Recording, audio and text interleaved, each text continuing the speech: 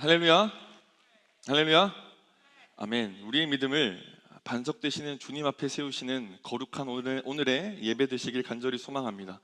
아멘이십니까? 아멘. 주님 위에 믿음을 세우시고 우리가 걸어가되 우리가 혼자 걸어가는 것이 아니라 옆에 우리 주님께서 붙여주신 우리 지체들과 함께 손잡으며 함께 믿음의 여정 걸어나가는 저와 여러분 되시길 간절히 소망합니다. 아멘. 여러분, 리플리 증후군에 대한 이야기를 들어보신 적이 있습니까? 리플리 증후군은요, 이상향을 향해서요, 스스로 만든 반복된 거짓을 계속 반복함으로써 결국 그 거짓말을, 나의 이상에 대한 거짓말을 현실처럼 믿어버리는 그 심리적 현상을 의미합니다. 이 증후군 패트리샤 스미스의 소설 재능 있는 리플리 씨의 주인공의 이름, 그 리플리라는 이름에서 유래되었습니다. 이 소설 속의 리플리는요, 이 습관처럼 거짓말을 해오다가 결국 자신이 한 거짓말을 현실로 받아들여서 자신이 만들어낸 환상 속에서 살아가게 됩니다. 처음에는 단순한 속임수로 시작했던 이 거짓말이요, 계속 반복되면서 현실을 거짓말로 포장하면서 점차 자신이 진짜 그 거짓말을 현실로 믿게 되는 것이라는 겁니다. 결국 현실과 자신이 만들어 놓은 이상에 대한 허구를 구분하지 못하게 된다라는 것입니다. 여러분, 듣다 보면 굉장히 심각해 보이는 심리적 현상 같아 보이지만요, 사실 오늘날을 살아가는 우리 현대인들에게는 자주 나타나는 심리적 현상입니다. 특히나 어떤 것을 성취해야 되는데 그 성취에 대한 욕구는 지나치게 크지만 반면 그것을 이룰 수 있는 길이 또 방법이 제한된 사람일수록 이 리플리 증후군에 대한 심리적 현상이 쉽게 겪어진다라는 것입니다. 특히나 우리는 SNS 안에서 이러한 증상을 많이 보입니다. 현실에서는 너무나도 외로운데요, 우리가 올리는 인스타 스토리라던가 우리의 피드에서는 굉장히 활발한 모습을 보여주곤 한다라는 것이죠. 그리고 내가 경제적으로는 지금 나의 형편이 조금은 힘들지만 내가 스토리에다가 고급 카페를 갔던 것, 그리고 내가 명품을 산 것, 그리고 여행 사진을 올리면서 나 스스로가 여유로운 척하면서 그것을 올림으로 인해서 그 거짓말을 통해서 내가 마치 그 사람인 것과 똑같은 것처럼 스스로 생각하고 미안한다라는 것입니다. 우리가 취업이나 자격증을 준비할 때도 어떤 것을 성공에 대한 것을 이룰 때도 그 과정 가운데 마찬가지입니다. 열심히 하고 있지 않지만 주변에서 물어볼 때 열심히 준비하고 있냐라고 이야기했을 때 좀 창피해서 열심히 준비하고 있습니다, 열심히 준비하고 있습니다, 수많은 질문들에 그렇게 반복되게 이야기함으로써 진짜 열심히 하고 있다는 착각 속에서 살아가고 있다라는 것이죠. 여러분들에게는 이런 리플리 증후군과 같은 심리적 작용이 일어나는 현상들이 또 일들이 여러분들 삶 가운데 있습니까? 그런데 여러분, 이런 심리는 단순히 개인의 일상적인 삶에서만 나타나는 것은 아닌 것 같습니다. 생각해보면 우리들의 신앙생활에서도 이러한 모습이 종종 발견될 때가 참으로 많이 있다라는 것이죠. 여러분, 우리는 예배자의 이름으로 이 자리에 나왔습니다. 어떤 분들은 예수님을 알아가기 위해서 이 자리에 처음 나오신 분들도 계실 것이고, 그리고 예수님을 알아가는 과정 가운데 계신 분들도 계실 것이고, 또 어떤 분들은 이미 예수님을 나의 구주로 믿고 나의 메시아로 믿고 그분을 따르며 신앙생활을 이어가고 계신 분들도 계실 것입니다. 우리는 예배 속에서 하나님을 만납니다. 그리고 예배 속에서 우리는 말씀을 배우고요, 그리고 우리는 예배 속에서 하나님의 사랑을 확인합니다. 그리고 우리는 이 자리에서 결단합니다. 이번 한 주는 내가 주님께서 나에게 주신 말씀을 붙들고 살아가야겠다. 내가 받은 주님의 사랑을 세상 가운데 전해야겠다. 그렇게 세상 가운데 나의 삶을 통해서 흘려 보내야겠다.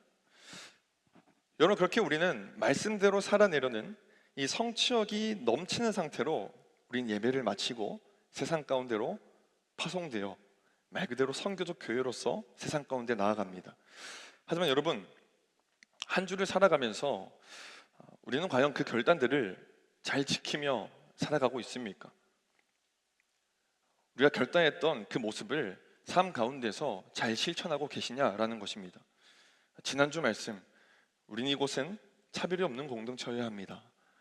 여러분, 세상 가운데 차별이라는 단어가 여러분 가운데 다가왔을 때 여러분들은 어떻게 한 주를 반응하며 살아가셨습니까? 여러분, 처음에는 하나님을 의지하며 살아보려고 결단하고 노력합니다. 세상의 유혹과 현실적인 어려움 속에서 우리는 어느새 결단했던 마음이 점점 희미해집니다. 그러다 보면 결국 다시 시간이 지나서 우리는 다시 이 예배의 자리 가운데로 돌아와서요, 넘어졌던 나를 되돌아보고 하나님 앞에 무릎 꿇고 회복을 경험하죠. 그리고 또다시 우리의 삶을 결단하고 세상 가운데로 나아갑니다. 여러분, 이 결단과 실패와 이 계속되는 반복이 일어나게 되면요, 예배 가운데, 우리가 예배드리는 이 상황 가운데 점점 익숙해지는 것이 있습니다. 그것이 무엇이냐면, 내가 삶으로 잘 살아내지는 못했지만 그래도 나는 예배를 빠지지 않고 이 자리를 잘 사모하고 있어. 그래도 나는 적어도 하나님을 떠나진 않았어. 어느 순간 우리는 이 반복되는 실패 끝에 신앙의 핵심을 놓친 채 괜찮은 예배자라는 착각 속에 빠질 위험에 우리는 놓이게 된다라는 것입니다. 마치 리플리 주운과 같이 말입니다. 실제의 나와 믿음 안에서 살아가야 할 나 사이에 분명한 괴리가 있음에도 불구하고요, 나는 신앙생활을 잘하고 있어. 내가 이 예배 자리를 잘 지키기 때문에 나는 괜찮은 예배자야, 스스로 합리화하면서 안주하게 된다라는 것이죠.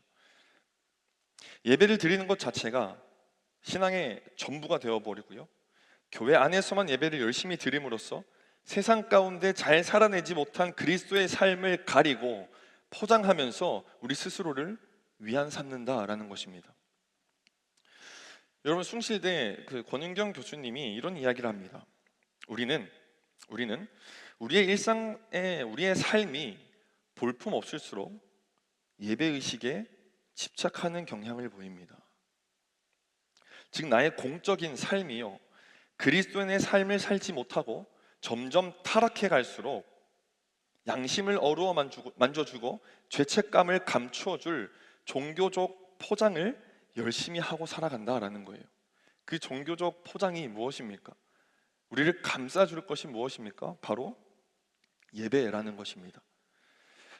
여러분, 예배는 우리의 신앙을 포장하는 시간이 아닙니다. 여러분, 우리의 예배는 신앙을 포장하는 포장지가 아니라는 것입니다. 예배는 우리가 삶으로 살아내야 할 그 믿음을 다지는 자리입니다. 아멘이십니까? 아멘이십니까? 아멘. 하나님은 우리가 예배 속에서 뜨거운 감정을 느끼고 결단하는 것에서 끝나지 않길 바라신다라는 것입니다. 하나님은 우리가 삶의 자리에서도 여전히 예배자로 살아가길 원하신다라는 거예요. 오늘 아모스서의 이야기를 통해서 이스라엘 백성들을 향한 하나님의 마음을 알고 그들을 향한 하나님의 뜻을 구하며 또 세상 가운데 하나님께서 원하시는 진정한 예배자로 살아가기로 결단하시는 저와 여러분 되길 간절히 소망합니다. 오늘 본문에 등장하는 선지자 아모스는요, 남유다 출신의 사람이었습니다. 뽕나무를 재배하는 사람이었고요, 이 아모스는 수많은 양떼를 거느리는 소위 말하는 평범한 자영업자였습니다. 그런데 하나님께서는 지금 북이스라엘에 대한 심판을 말씀하시는데, 북이스라엘 출신도 아니고 선지자 학교를 다닌 것도 아니고 예레미야처럼 제사장 출신의 가문의 사람도 아닌 평범한 자영업자인 아모스를 불러서 주님의 말씀을 선포하셨는데, 여러분, 그 이유가 무엇이었을까요? 여러분, 아마도 북이스라엘의 선지자들 중에요, 하나님의 말씀을 올바르게 그 백성들에게 대언할 만한 선지자가 없었던 것입니다.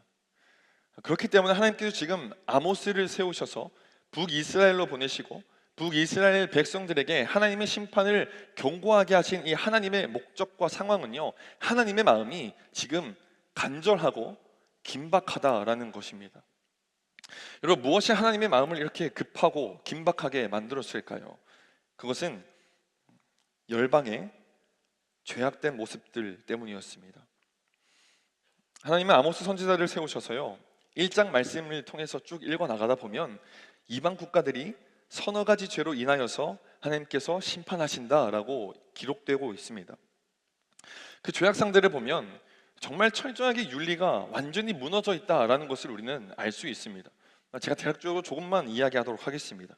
다메섹이라는 이방 열방 국가는요, 포로를 철 타작기로 타작하듯이 압박했다라고 적혀 있고요. 가사는요, 사로잡은 포로들을 물건 팔듯이 넘겼다라고 이야기를 하고 있습니다. 에돔은요, 이웃 형제 국가를 향하여서 분을 품었고요. 암몬은 탐욕에 눈이 멀어서 인간의 기본 도리마저 저버린 모습들이 나열되고 있습니다. 마지막으로 모압은 증오를 가지고 죽은 사람들의 뼈를 꺼내어 다시 불사름을 보이는 아주 잔혹한 분노를 이웃 형제들에게 가지고 있었다라는 것입니다. 하나님의 자녀 되었다라는 그 선민 의식을 가지고 있었던 이스라엘 백성들의 귀에 이 아모스의 열방에 대한 심판은요, 그들의 귀에는, 이스라엘 백성들의 귀에는요, 이방 국가들의 서너 가지 윤리가 실종된 모습들을 통해서 하나님께서 그들을 벌하신다라고 이야기를 들었을 때 백성들은 아마 고개를 끄덕이고 환호했을지도 모르겠습니다. 역시 우리 하나님은 우리를 도우시는 분이시구나. 여러분, 그런데 이어서 2장에 넘어오면요, 열방 국가들을 동일하게 심판하시겠다는 그 하나님의 뜻이 유다와 북이스라엘에게도 동일하게 적용되고 있다는 것을 알 수가 있습니다. 아모스 선지자를 통해서 이 말을 들은 이스라엘 백성들은요, 하나님의 택함을 받은 자신들을 심판하신다는 말씀을 듣고 충격받았을 것입니다. 하지만요, 여러분, 이스라엘 백성들의 이 삶들을 보면요, 주변에 심판하신다는 그 이방 나라들과 다를 것이 전혀 없었습니다. 뇌물이 판을 치고요, 가난한 자들이 착취당하고요, 정의와 공의는 보이지 않았습니다. 신 한 켤레를 받고 가난한 사람을 노예로 팔았다라고 이야기를 합니다. 여러분, 이 대목만 봐도 얼마나 이들의 삶 가운데 윤리적인 의식이 무너져 있는지 알 수 있다라는 것이죠. 여러분, 이뿐만 아니라 이들은 성윤리적인 것도 모든 것이 무너져 있었습니다. 젊은 여인과 아비와 그 자식이 함께 관계를 했습니다. 여러분, 이들의 수없는 만행은요, 북이스라엘의 하나님의 자녀라고 일컬어지는 북이스라엘의 수많은 만행은요, 이방 국가들도 이들을 보고, 이들의 만행을 보고 혀를 찼습니다. 아모스 3장 9절에서 10절 말씀입니다. 제가 읽겠습니다. 아스돗의 궁궐들과 애굽 땅의 궁궐들에 선포하여 이르기를, 너희는 사마리아 산들에 모여 그 성 중에서 얼마나 큰 요란함과 학대함이 있나 보라 하라. 자기 궁궐에서 포악과 겁탈을 쌓는 자들이 바른 일 행할 줄을 모르느니라. 여호와의 말씀이니라. 여러분, 하나님의 택함을 받은 선민의식을 가지고 있었던 북이스라엘 사람들이었다면, 하나님을 믿고 따른다고 하나님의 자녀라고 선포하며 나아가는 이들의 삶은요, 절대로 이럴 수는 없는 겁니다. 여러분, 신동호 목사님께서 지난주에 문지방에 대한 이야기를 했습니다. 그렇습니다. 여러분, 우리는 이 문지방에 들어와서는요, 예배의 공간에 문지방에 들어와서는 하나님의 기준과 하나님의 법을 배워야 하는 것입니다. 또한 하나님의 성품과 하나님의 인격이 어떻게 살아가는 것이 하나님의 자녀로서 예수 그리스도의 제자로서 살아가야 하는 것인지 무엇인지 배우고 닮아가야 하는 것입니다.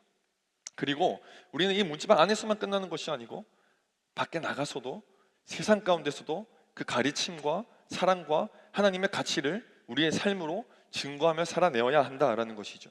그런데 지금 이스라엘의 삶의 모습들은 그런 모습과는 너무나 멀어 보입니다. 처음에는 어떠했는지 모르겠습니다.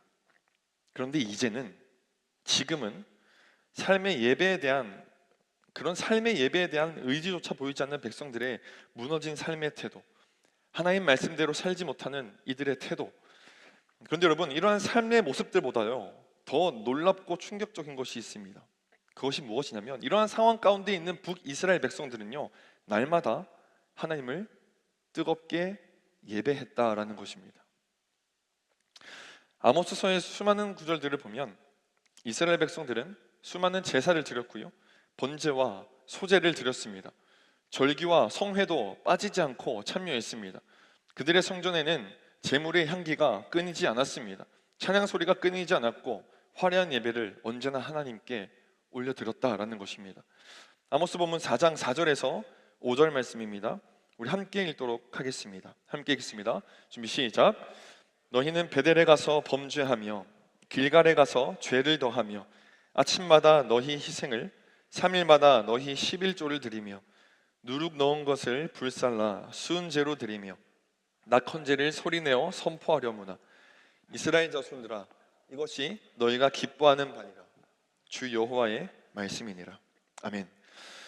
하나님께서 내리신 아모스 시대를 살아가고 있는 이스라엘 백성들이 드려진 예배에 대한 하나님의 평가입니다. 이스라엘 백성들이 열심을 다해서 하나님 앞에 예배를 드렸지만 그 이야기는 너무나도 많지만 하나님이 기뻐 받으셨다라고 말하는 대목은 어디에도 찾아볼 수가 없습니다. 여러분, 베델이 어디입니까? 야곱이 하나님을 만난 곳이고 이스라엘 백성들이 가장 큰 예배를 드렸던 제단이 있는 곳이었습니다. 여러분, 길갈이 어디입니까? 이스라엘 백성들이 약속의 땅에 들어갈 준비를 하며 주님께 그것을 기억하며 예배드렸던 장소였다라는 것입니다. 여러분, 그런데 이곳에서 드린 이스라엘 백성들의 예배를 주님께서는 기뻐 받으시는 예배가 아니고 범죄라고 이야기하셨습니다. 왜 하나님은 이스라엘 백성들이 이렇게까지 지극히 드린 예배를 주님이 범죄로까지 이야기하시면서 평가하셨을까요? 아모스서 6장 21절에서 25절 말씀입니다. 우리 한 절씩 교독하도록 하겠습니다. 제가 먼저 읽겠습니다. 내가 너희 절기들을 미워하여 멸시하며 너희 성회들을 기뻐하지 아니하나니 너희가 내게 번제나 소제를 드릴지라도 내가 받지 아니할 것이요 너희의 살찐 희생의 화목제도 내가 돌아보지 아니하리라. 내 노랫소리를 내 앞에서 그칠지어다 내 비파 소리도 내가 듣지 아니하리라. 오직 정의를 물같이 공의를 마르지 않는 강같이 흐르게 할지어다. 함께 읽겠습니다. 이스라엘 족속아 너희가 40년 동안 광야에서 희생과 제물을 내게 드렸느냐. 아멘. 여러분, 하나님이 이토록 이스라엘이 드린 예배에 대해서 분노하신 이유는요, 단 한 가지 이유입니다. 그들이 예배에 대한 열심은 있었지만 그 예배와 그들의 삶이 분리되어 있었기 때문입니다. 그들의 삶에서 공의와 정의를 찾아볼 수 없었기 때문입니다. 여러분, 여기서 말하는 정의와 공의는요, 이스라엘 백성들이 회복해야 할 하나님의 성품이자 즉 예수 그리스도의 인격과 같은 것이자 사회적 실천과 책임입니다. 여러분, 구체적으로 주님이 말씀하신 물같이 흐르게 하라는 이 정의는요, 이 사법적인 정의입니다. 공정한 판결과 또 올바른 질서로 규칙을 세우고 이를 공평하게 공정하게 적용하라는 것입니다. 약자를 위한 공정한 재판과 그들을 향한 올바른 보호를 해주라는 것입니다. 강자의 불의한 억압을 막고 정직한 사회를 만들어 가라는 것이에요. 강같이 흐르게 하라는 공의는요, 이 하나님과 사람 앞에 마땅히 행해야 할 것들을 의미하고 있습니다. 삶 속에서 하나님의 성품을 가지고 살아가는 것, 그리스도의 인격을 실천하는 것, 하나님과 올바른 관계를 교회에서뿐만 아니라 내 삶 가운데서도 유지하면서 살아가는 것, 하나님이 기뻐하시는 삶을 살아가는 것, 사랑을 전하고 용서를 하고 환대를 하고 차별이 없음을 선포하고 그것을 삶으로 살아내는 것, 적극적으로 선을 행하는 것을 의미하는 것입니다. 정의를 물같이 공의를 마르지 않는 강같이 흐르라는 것은 무엇입니까? 여러분, 단 1회적으로 한 번 하고 만족했다, 내가 하나님의 말씀을 지켰다, 나의 결단이 이루어졌다라고 스스로 생각하고 그렇게 일회성으로 끝나는 것이 아니라, 그래서 고이게 하는 것이 아니라, 그래서 고여서 썩는 것이 아니라 계속해서 그 정의와 공의를 삶 가운데 흐르게 실천하라는 것입니다. 여러분, 이스라엘 백성들 예배는 열심히였으나 그러나 하나님께서 원하시는 삶의 예배는 온전하게 드리지 못했습니다. 세상 가운데 정의와 공의를 행하지 않았습니다. 그리고는 다시 화려한 예배에 나아가서 내가 하나님의 택함 받은 백성이라는 것, 나는 참 괜찮은 예배자라는 것, 그렇게 반복되어지는 거짓말 속에서 예배적 리플리 증후군이 생기는 것입니다. 하나님이 좋아하시지 않는 모습이었지만 내가 예배를 잘 드림으로 인하여서 내가 이 자리에 앉아 있음을 통하여서 하나님의 자녀로 잘 살아가고 있다는 착각, 그렇게 자신들의 삶을 예배로 포장하면서 살아갔던 것이 오늘 아모스서에서 이야기하고 있는 이스라엘 백성들의 모습입니다. 여러분, 성경 보면 오늘 아모스 5장의 소제목이 애가입니다. 다른 말로 조가라고도 표현합니다. 장례식 전에 부르는 말입니다. 이러한 이스라엘 백성들의 모습으로 인해서요, 하나님께서는 이 이스라엘 백성들을 심판하시겠다, 그 뜻을 바꾸지 않으신다 하니 이제 이스라엘 백성들 앞에 남아있는 것은 오직 주님의 심판입니다. 그런데 이 모든 것이 끝난 것 같은 순간에, 돌이킬 수 없을 것 같아 보이는 이 순간에 하나님께서 아모스 선지자를 통하여서 이스라엘 백성들에게 한마디를 던지십니다. 우리 오늘 본문 말씀 4절 말씀 함께 읽도록 하겠습니다. 함께 읽겠습니다. 준비 시작. 여호와께서 이스라엘 족속에게 이와 같이 말씀하시기를 너희는 나를 찾으라, 그리하면 살리라. 아멘. 하나님께서는 여호와를 찾으라, 그리하면 살리라 라고 말씀하고 계십니다. 베델, 길갈, 브엘세바와 같은 형식적인 예배의 장소가 아니라 진짜 주님을 찾으라는 것입니다. 여러분, 주님께서 베델과 길갈과 브엘세바를 찾지 말라고 하신 것은요, 그곳에 하나님이 안 계시다는 게 아닙니다. 그곳에 하나님이 안 계시다는 게 아니에요. 하나님이 원하시는 것은요, 화려한 예배가 아니라 주님이 원하시는 그 삶을 살아가라는 것입니다. 여러분, 그렇게 하나님께서 여호와를 찾으라 라고 말씀하신 것은 우리가 하나님을 향한 예배를 더 새롭게, 더 멋지게 하라는 요구가 아닙니다. 삶 속에서, 여러분들이 허락되어진 삶 속에서 예배를 드려라는 것입니다. 삶 속에서 주님을 찾으라는 것입니다. 여러분, 그렇게 진정한 의미에서 여호와를 찾는다라는 것은 그분의 뜻대로 살아가기로 결단하는 것입니다. 즉, 우리들의 일상적인 삶에서 선을 찾고 악을 찾지 않는 것을 의미한다라는 것입니다. 여러분, 마지막으로 아모스서 5장 14절을 읽고요, 함께 말씀을 마무리하도록 하겠습니다. 함께 큰 소리로 읽겠습니다. 시작. 너희는 살려면 선을 구하고 악을 구하지 말지어다. 만군의 하나님 여호와께서 너희 말같이 너희와 함께 하시리라. 아멘. 사랑하는 청년부 여러분, 이스라엘 백성들은 하나님을 예배했지만 정작 그들의 삶에서는요, 정의와 공의가 사라졌습니다. 악을 선이라고 이야기하고요, 선을 악이라 이야기하는 모습들이 가득했다라는 거예요. 그래서 하나님께서는 이스라엘을 향해서 심판을 선포하셨습니다. 여러분, 이 모습은요, 우리들도 마찬가지입니다. 교회에서는, 이 공간 안에서는 누구보다 경건한 모습이지만 당장 이 교회 문 밖을 나아가서 내가 속한 직장, 내가 가야 할 캠퍼스, 내가 오늘 밤에 다시 들어가야 할 우리의 집, 나의 가정, 심지어는 우리 교회 공동체 안에서도 우리는 정의에 침묵하고 공의에 침묵하고 악을 묵인하고 약자를 외면하는 경우가 참으로 많이 있습니다.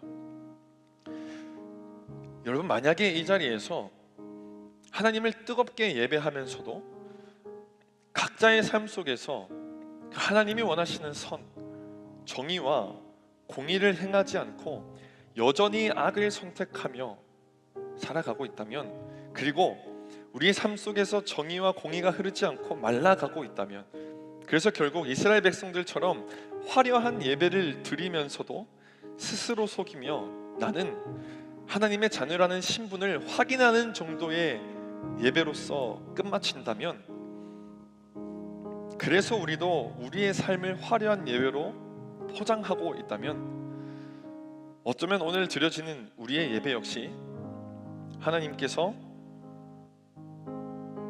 기뻐 받으시지 않으시는 예배가 되고 말 것입니다. 그러나 여러분, 그런 모습을 가지고 있는 우리들에게도요, 그런 연약한 모습을 가지고 있는 우리들에게도요, 오늘 하나님 우리에게 동일하게 말씀하고 계십니다. 여호와를 찾으라, 그리하면 살리라. 여러분, 여호와를 찾는 것, 하나님을 찾는 것, 우리 주님을 찾는 것, 여러분, 이것이 우리에게 주어진 유일한 살 길입니다. 거짓말한다고 해결되어지는 것이 아니라는 것입니다. 거짓말하고 이 자리에 앉아있는다고 해서 해결되어지는 것이 아니라는 것입니다. 우리는 형식적인 신앙을 벗어나야 합니다. 우리의 예배가 단순한 종교 행위가 되어서는 안 된다라는 것입니다. 우리의 예배가 습관적 반복이 아니라 우리 예배가 하나님의 정의와 공의를 세상 가운데 흐르게 하는 그 결단이 되고, 그것이 우리의 삶에서 삶의 예배로 하나님을 찾음으로 온전하게 드러나야 한다라는 것입니다. 여호와를 찾으라, 그리하면 살리라. 여러분, 이 말씀이 오늘 화려하고 반복되는 예배 속에서 우리에게 던져지는 하나님의 부르심입니다. 여러분은 어떻게 응답하시겠습니까? 이 주님의 부르심에, 이 주님의 요청에 여러분들은 어떻게 응답하며 나아가시겠습니까? 이번 한 주간 내가 하나님의 정의와 하나님의 공의와 하나님의 선을 실천할 수 있는 그 작은 실천은 무엇입니까? 바라기는 여러분, 한 주간의 삶 속에서요, 하나님을 찾으십시오. 그리하면 여러분들의 삶이 살아날 것입니다. 그리하면 우리의 청년부 공동체가 살아날 것입니다. 그리하면 우리가 가는 곳마다 우리를 통하여서, 우리가 여호와를 찾음을 통하여서 우리가 가는 곳마다 그곳에 하나님 나라의 생명이 넘쳐 흐르게 될 것입니다. 오늘 지금 이 자리에서 우리 여호와를 찾기를 바랍니다. 우리 주님을 찾기를 바랍니다. 이 시간 함께 찬양하며 나아갈 때에 주님을 찾으시고 다시 한 번 더 간절히 살아나길 소망한다는 마음을 가지고 결단하며 나아가는 저와 여러분 되시길 간절히 소망합니다.